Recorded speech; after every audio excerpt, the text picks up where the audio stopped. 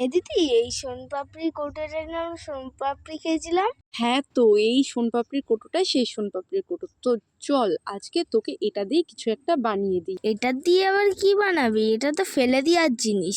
আরে না না, তো চল আজকে এই ভিডিওটা দিয়ে তোকে কিছু জিনিস শেখাই, যেমন ফেলে দেওয়া অনেক কিছু দিয়ে অনেক সুন্দর কাজ করা যায়, দেখবি? তাই নাকি? আচ্ছা, এই খোসাগুলো কিসের খোসা রে? এই খোসাগুলো হলো পেস্তা বাদামের খোসা। তো যাই হোক, দেখ এইবার যে সোনপাপড়ির কৌটোটার কথা বলছিলে ওটাকে কিন্তু রং করে নিয়েছে। বলতো এটা কি রং? এটা তো মেরুন কালার, তাই না? বাহ, ঠিক বললি তো, এটা মেরুন কালার। এবার দেখ এই যে পেস্তা বাদামের খোসাগুলো ছিল এইটাকে দিয়ে একটা ফুল বানিয়ে নিয়েছি। কেমন হয়েছে বলতো? ভালোই তো। সুপার ক্লে দিয়ে আবার কি করবি?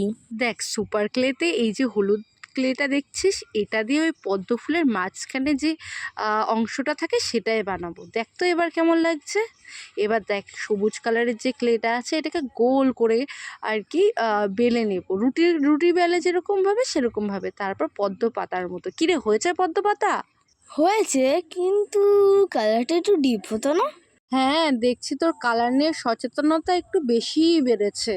যাই হোক, তুই চিন্তা করিস না, কালারটা আমি পরে চেঞ্জ করে দেবো। আর এই দেখ থার্মোকলটা কিনতে পারছিস তো, যে সেদিনকে দোকান থেকে আনলাম, সেটাই কিন্তু গোল করে কেটে নিয়েছি, দেখলি তো? এই নীল ক্লে দিয়ে কি জল বানাচ্ছিস? হ্যাঁ, জলই বানাচ্ছি। আচ্ছা বলতো এটা কি ফুল বানালাম? আরে এটা তো পদ্ম, আমাদের জাতীয় ফুল। ও বাবা, তুই তো অনেক কিছুই জানিস। আচ্ছা এই পাথরগুলো চিনতে পারছিস? এই তো মাছের বলে দিবি বলে এনেছিস না? ঠিক ধরেছিস। আচ্ছা এর থেকে কি শিখলি? রিসাইকেল করে অনেক কিছু বানানো যায়, বল। একদম ঠিক। কেমন হয়েছে তোমরাও একটু বলো।